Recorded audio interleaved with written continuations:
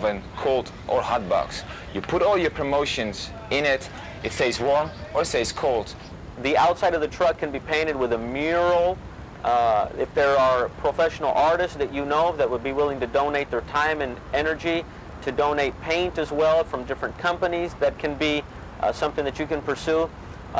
If not, there's a way that you can get overhead projector and shoot up an image onto the side of your truck and trace it and then paint it in yourself. So there's several different ways, and you want to make your truck look colorful. Coming down the street, that's your church, that's your image, and you want people to see that and to see your organization, your ministry is something professional and something sharp. So that says a lot about who you are and your ministry. One of the things I've always tried to emphasize in our seminars around the country is that the good is the enemy of the best. Now, you can apply that to any part of your life and your ministry, but certainly with the truck. It's very easy to say, well, this is the truck, we've at least got it now, and it's not important to paint it, or it's not important to do the details. But folks, that's going to be the representation of your ministry and whether you really care or not about the kids. And the good is not good enough. It's just not. The good that we do in life, as well as the good we do in any part of our ministry, can be the enemy of the best, because it will keep you from being your best.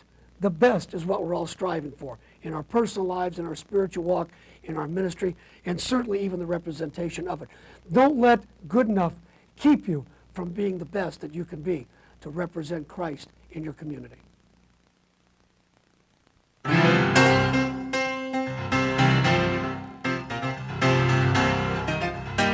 But we don't have any money. It's always the cry of people in ministry all over the world.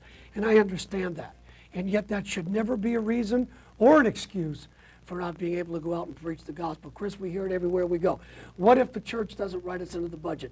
What if we can't generate enough money on ourselves? You know, what are the folks going to do if they don't have money? I think, first of all, you need to realize that if you're waiting for everything to be perfect, you're going to be waiting for a long time. It's true. You can't just sit around and wait for all your ducks to be in a row. The bottom line is, like I said before, if you've got a passion to do this, you're going to make it happen no matter what. If it's burning in your bones, you've got to go, whether you've got the money or whether you don't. Exactly. And it's easy for us to sit here and say that, and I know that, but it really isn't, because you've got to remember that we all started once too. Exactly. And it wasn't all that long ago. We remember. Yeah.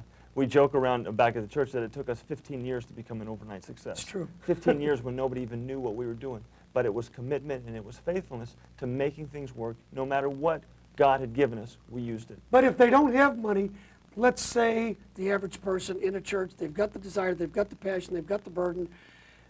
What do they do? What are some of the alternatives? Okay, let's say you've got an old bus sitting out behind the church. Right. You can get somebody to come in, somebody that works in the church, to come in, volunteer, cut the side out of the bus, use that as a stage. You saw the stage on the truck. Right. You could do the same thing that with the bus. Okay, that makes sense. Puppets out the windows. You got extra seats in the bus. Right. Let's say you've got a pickup truck. I've seen where people, they have a pickup truck, they have built a stage in the back. You pull the stage out, you can fold it up, you can bring a puppet stage up. You've got a puppet stage, everything you need just on the back of a pickup truck. Okay, and well, it reminds me when I was back in Florida, I was 19 years old, and I started as a kid trying to do puppets, because everybody said if you're going to work with kids, you need to work with puppets. Well, that was the days before there was even cassette tapes. There was no puppet shows, not even puppets that you could buy. We had to cut the head off of old dolls, and I had some ladies sew some bodies on there. And we took a refrigerator box, cut a hole in it, put a little screen behind it, and the first week out when we started this thing, we used to call them neighborhood Bible clubs in the old days, we found this place where there was a little hill.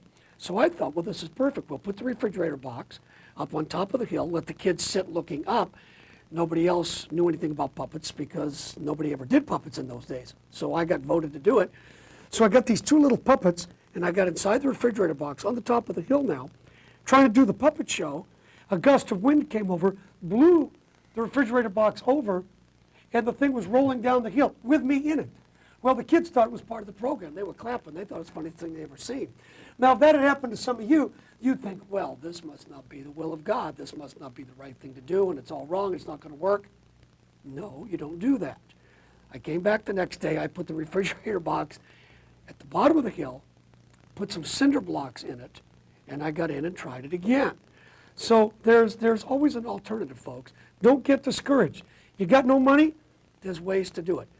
You've got no money? There's ways to go out and do fundraisers. Exactly. Even if the church can't write you in the budget, there's ways to do it. Right. We've watched people do it. I think that a people's commitment to make something happen is going to be directly related to how much money they're able to pull together, whether it's donations or whatever it is, just to make it happen. The puppet thing is a perfect example. Right. All those years ago, you were making it happen. You didn't have a truck. You work with what you got. You work with what you That's got. it. Whatever you've got, folks.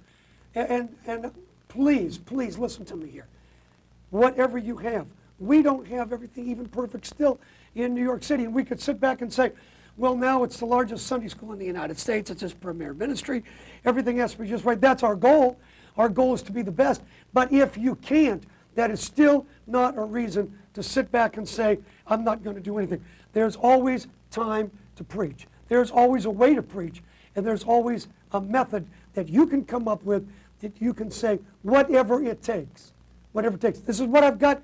This is what God has given me. The miracle is right here. It's possible. We're going to make it happen. Let's go do it.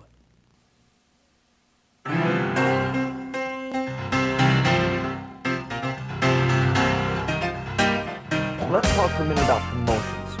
Now, what are promotions? Promotions are giveaways, treats, snacks that we give to the kids so that we are drawing the kids. We're trying to get the kids to come. We talked a few minutes ago about the crowd. We want to attract a crowd. We want to get the kids there. We want to get the kids under the sound of the gospel.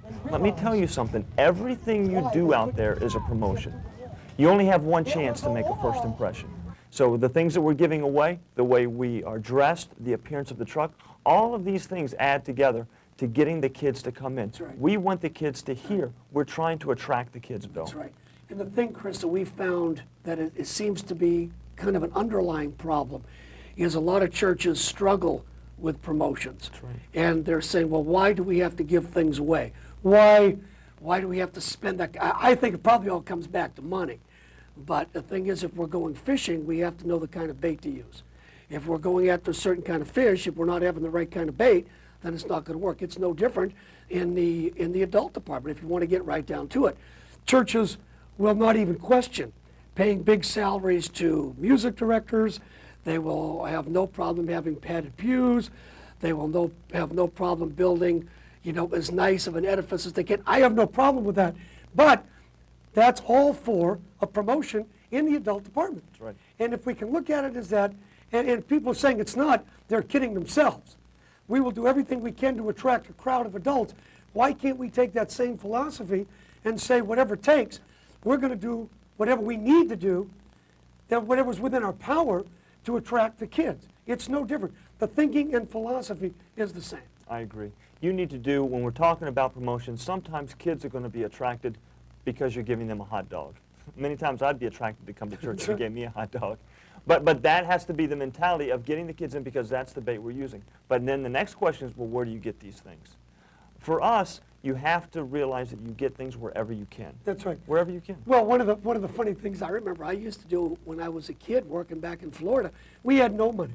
I was 19 years old. We had a bunch of teenagers. The church was behind it, but it was kind of a struggling church even at that time.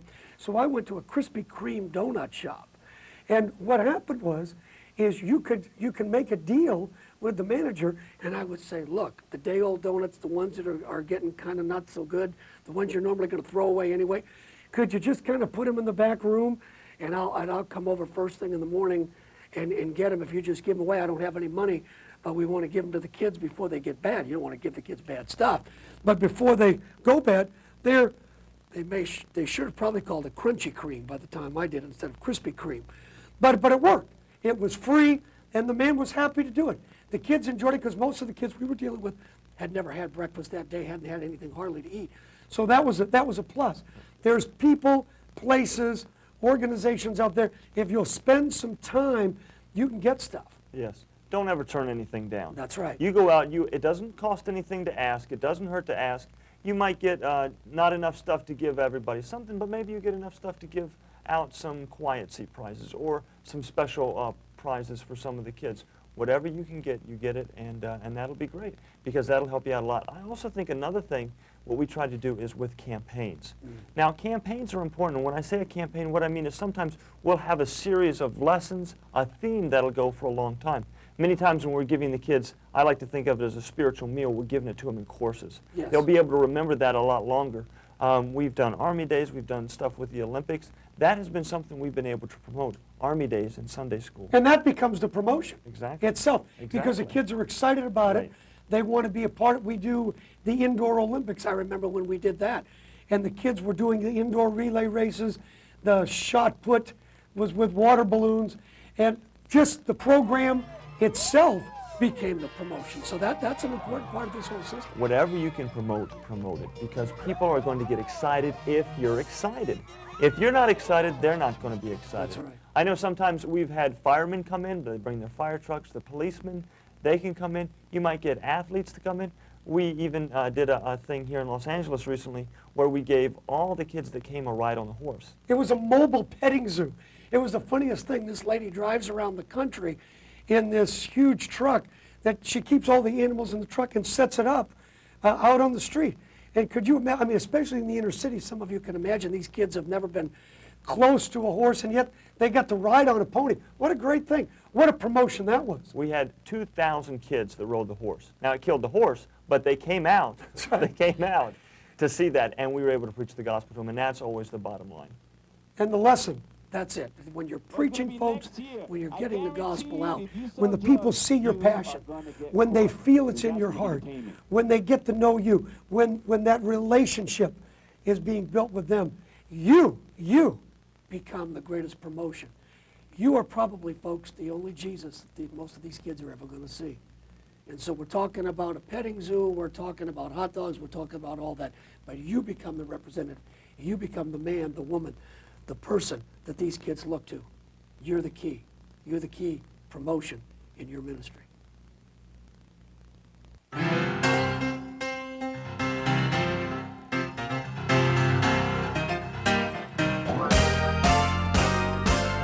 I was looking through some of our flyers the other day that we've been handing out over the years because I knew we were preparing to do this taping.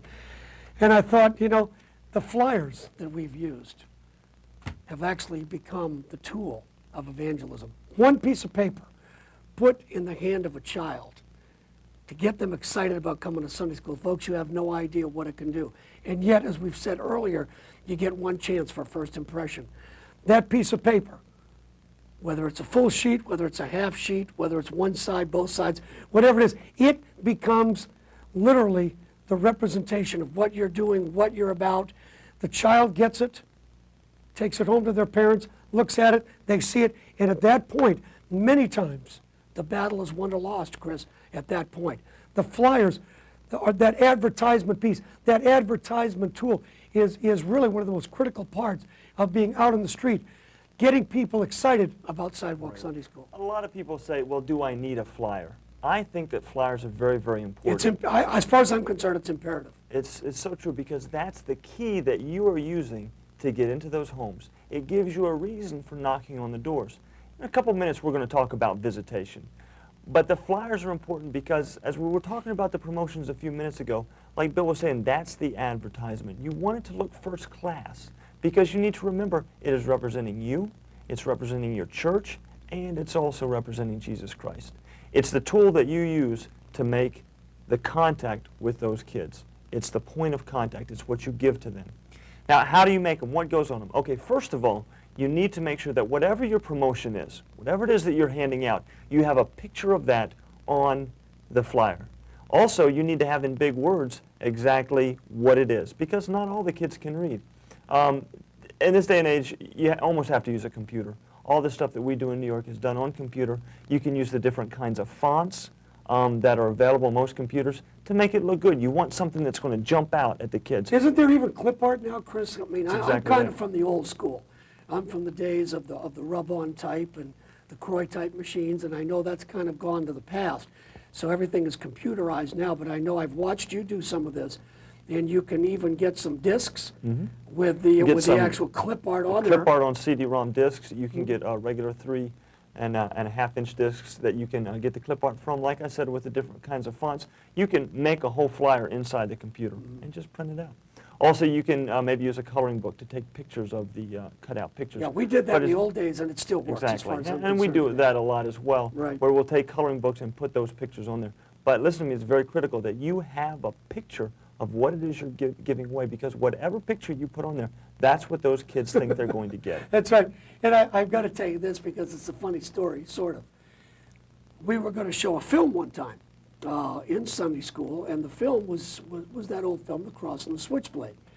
So it was very difficult to try to communicate that. So we got the only clip art we had was a man on the street with a cross there and a cityscape.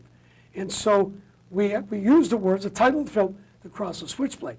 Well, the kids thought that we were giving away switchblades because the guy was there with the cross, with the switchblade. We had the title. We said it was a film, but again, Chris said it, a lot of times the kids can't visualize all that if they don't know exactly what it is, and all you've got is the flyer. The flyer is the point of contact. And so the kids all came to Sunday school thinking it was Switchblade Day, and it created, obviously, no small stir. So it was a problem. So we have to be very careful. Again, this is the image. This is what's being projected, so be careful. It's very important, like Bill said, that you've got that picture and it's the right picture, and you've got the big letters, hamburgers, Bibles, whatever it is you happen to be giving away that day as a promotion. The program, Day-old Army donuts. Days, Olympic, get something that visualizes, that illustrates what you're doing. Right. Also, you need to have on there the name of the church. This is very important. The address of the church, the phone number, and the time that the program starts. That's important so that if the parents want to call, they will be able to know how to get a hold of you. They'll know where their children Right. are at, and of course all that will be taken care of. And also, to get it printed up, if you have a copier at the church, the flyers don't have to be 8.5 by 11. You can cut them in half and print them up 2 on a sheet and run them off on the copier. You can use a risograph machine. We do so many flyers that we have to take ours to a professional printer to have ours printed. But however you get those done, make sure they're done well enough in advance, early enough, so you can get those flyers into the hands of your workers, into the hands of the people that are going to visit, and have enough time to be able to explain to them what's going on and get it to the kids. Right, and I don't think we really come to grips sometimes with the importance of the printed page. It's not uncommon for the kids in New York, Chris, as you know, to collect all the flyers. They actually put them on their wall. We were in one kid's house where it was wallpaper. All over the room was the Sunday school flyers that they kept because Sunday school meant so much to them. And we have one lady in our church that accepted Jesus Christ as her personal Savior because we put the scripture verse, the memory verse of the lesson that week on the flyer each week as well. And it was through her constantly seeing these Bible verses is what brought her to the Lord. So don't underestimate the power of the printed page, folks. It's there. Use it to your best ability. Make it look right. Put some time into it. And I think you'll be surprised at the results that you'll get.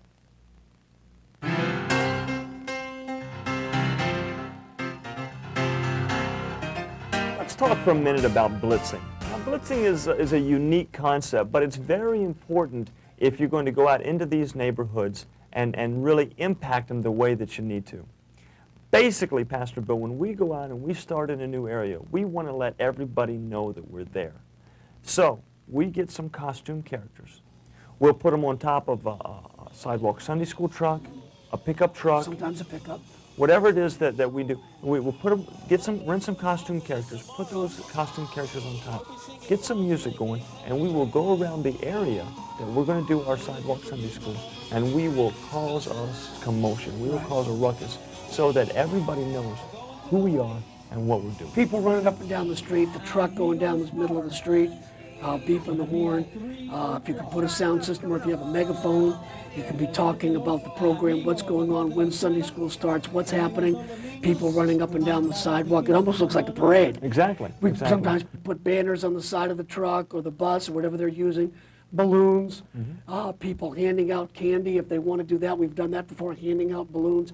It can be as elaborate or just as simple as you can, but what we're doing, we're attracting attention, folks. Right. We are just attracting attention through whichever way you can do it the best. Blitzing is simply going out there and making enough noise, as you said, making enough commotion to attract people's attention. Right. You've got people, like I said, in the costumes. You've got somebody driving. But the key are the people that you have running alongside on the sidewalks, along with that truck, because what's going to happen when the kids see the animals, when they see the costume characters, they're going to run outside. Right. They're not going to know what's going on. But then you've got people out there that know what the deal is. They've got the papers. They hand the papers. They That's the explain flyers to the again, parents. going back to the flyers. Exactly. That's the key. The excitement's there, the flyers are being handed out, the time of Sunday school is on the paper and so forth, and that's when the excitement starts to build. Right. Boy, you can just feel it. Right. The parents are seeing it, they're seeing the costume character, everything's happening.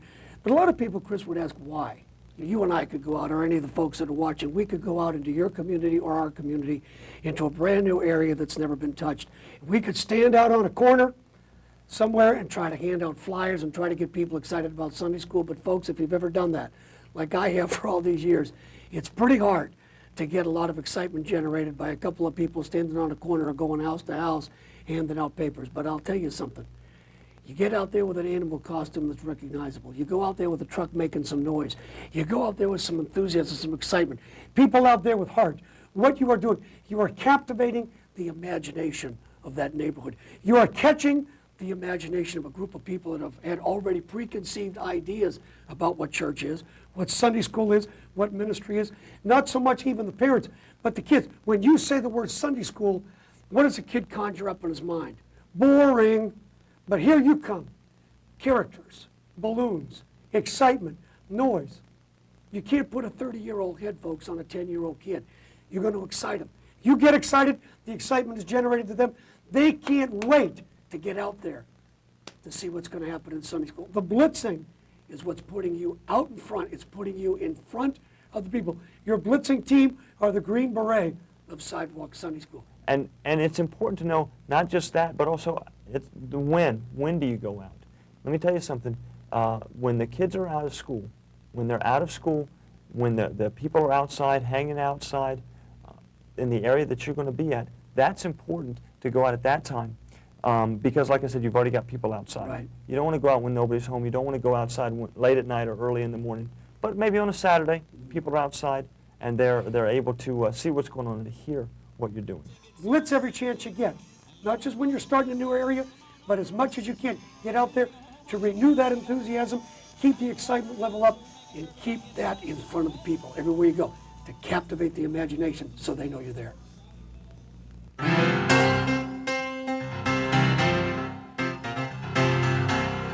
Let's talk for a minute about visitation.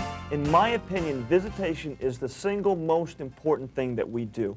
There's nothing more important than that one-on-one time that you spend with the kids, with the families out in the neighborhoods. See, a lot of people think that what we're doing is that we're putting on a program for kids. Pastor Bill, that's not at all what we're doing. That's the conception too many times. So they build on the program, and they feel like if they can just go out and do the program, if they can just show up, if they've got a nice truck, if they actually have a good Sunday school program, if the curriculum's right, if all of that's square, then all of a sudden, just through some sort of osmosis, I guess, they think the kids are going to show up, and that nothing could be further from the truth, folks. You need to get this segment on visitation. It's very critical. How many times have people come to our ministry in New York City to learn how to do SideWalk Sunday School? They come for one day, they see the program, they go, they try to make it work in their hometown, and it fails miserably. Why? Because they never developed relationships. A lot of people think that what we're trying to do is just put on a program for kids, and like I said, there's nothing that's further from the If truth. people don't like you, they're not going to listen to you. And there's somewhere has to be some credibility built. You've got to earn the right to be heard, folks. You can't just show up on a street corner, flop down the side of the truck, and even after blitzing, and I know we've just talked about that, but that's not enough. As time goes on, as you begin to build a relationship with these kids, the whole relational aspect of ministry begins to formulate. Everything we do is for one reason. Whether it's the area that you're working in, the neighborhood, the city, whatever it is, it's to reach that area for Jesus Christ. I have found the best way to reach an area for Jesus Christ is to reach the families. The best way to reach the families is to reach the kids. I don't consider myself some great children's pastor, some gift for working with kids. I don't think I'm that good at it. But you know what I have a passion for? Do you know what I have a heart for? I have a heart for leading people to Jesus Christ. Right. And that happens when people will come to you and they'll say, what do I need to do to get saved? They'll do that just like they did in Bible days if they can trust you. Right. If you're just out there putting on a program, doing a puppet show and then leaving, they're not going to know who you are. And that's what people's perception, again, Chris, we have to keep going, and perception is reality. And without that visitation, without that weekly visitation, without that being out in the neighborhood, building the relationship with the kids and the parents as well, when needs come up, when the family gets in trouble, when they need someone that they can trust, guess who they're going to call, folks? It's going to be you, because you become the link. You become the person that they know. They've seen you, they know you, the parents have trusted you with their children. Do you follow what I'm saying? This is how it all works together. It's like pieces of a puzzle, and visitation is a very large piece. Yes, and I think that's so important, Bill, that you brought that up about that trust factor, because a lot of people come to New York and they say something, a stupid comment, I even hate to hear it, but it's where, oh, you're only interested in the numbers. That's all you care about is the numbers. And whenever somebody says that, you name me one other church that visits every member of their congregation every single week. We do that every week because we know that the only way we get those attendance, those number of kids, people that come out and the big crowds is because they trust us. It's not quality or quantity. We believe you can have both. You can spend quality time in people's homes, talking to them, getting to know them, developing a trust relationship, and that in turn, Bill, will lead to the quantity of people that will come A lot of out. people think the visitation has to be some 5 or 10 minute visit where you come into the people's house and have a meal or have coffee. That's not what we're talking about. It's a very simple process, Bill, and a lot of people get scared, again, because of those preconceived notions. Listen to me very carefully, and I guarantee that your Sunday school program, your SideWalk Sunday school program, will be 1,000,000 times better if you can focus in on these important points. Number one, let's talk about the roster. You have a list of kids. Now, how do you get a list of kids? It's very simple. On the flyers, we talked about flyers a few minutes ago. On the flyers, have a place for the kids to fill out their name, their address, phone number, and their age. Get them, when you hand them a paper, explain to them what's going on, but tell them to fill that out. You might even want to make it like a permission slip, so you can even get the parents to fill their name out. Sure. And then they bring it back to the SideWalk Sunday School site, and then you just put everybody's name in a barrel, okay? Now, at the end of the day, you can pull out a name, you can give out a small prize, whatever it is, it doesn't matter.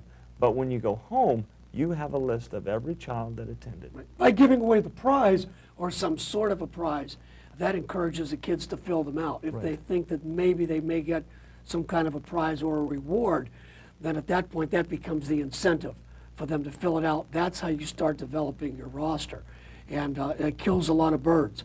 But the parents know what's going on. You're getting addresses just in case you need to know that for a kid, because you never know. Kid may get hurt.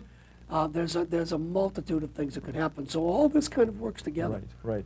And it's important to remember that when you're getting those names and addresses, that's how you build the roster. That list of kids that comes every week. It's easy to do, to start the roster. But now let's talk about what do you say. You've got the roster. People ask us all the time, how do you take attendance? We don't take attendance there. We don't need to, because we're getting the kids' names, and then later we're able to make all the adjustments that we need to on the roster. So then the following week, you want to go to the door. What do you say? It's very simple. It's not big. It's not drawn out. It's simple. You knock on the door. You introduce yourself. You tell the kids. You show them the flyer. This is what we're having in Sunday school this week. You ask the kids, are they going to be able to come? You always nod your head yes, because when you nod your head yes, they nod their head yes. Of You're course they're actually gonna telling them, we're going to see you tomorrow. Here's what's going on. Right. I'm excited. You're excited. You're shaking your head. All this enthusiasm, all this interaction is going on. And pretty soon, you're going like this, then the kids are going like this, and everybody's pretty happy. Right. Again, the flyer, visitation, do you follow what we're doing here? It's all a part. It's all working together. Now here's the kicker. Once you tell them what's going on in Sunday school, once you make sure they're coming, you say, now, are you doing okay? Is there anything I can do for you? And then normally they'll say no, there's no problem, everything's fine. But as needs come up, who do you think they're going to talk to? They're going to talk to you, because consistently you have been there every single week. I can't talk enough about the faithfulness. It will accomplish so much if you are out there every single week. We don't have a lot of time, because in this videotape we're talking about SideWalk Sunday School, but we do have another videotape available. It's called Let's Go Visit. Talk about passion. We've been talking about passion all day long. This is my passion, visitation, because I know what it can accomplish. I want to recommend that you get this tape. It's called Let's Go Visit, and you'll be able to pick this up and learn all the details about visitation how to implement one, Right. how to keep one going, how to motivate people to do it, and you'll see the results from it. There's no substitute for it, folks. There just isn't. I know there was, years ago, there was this young couple. They were getting ready to be married, and the young man was called off to war, and he was so upset because they'd already set the wedding date, and he said, honey, I promise, as soon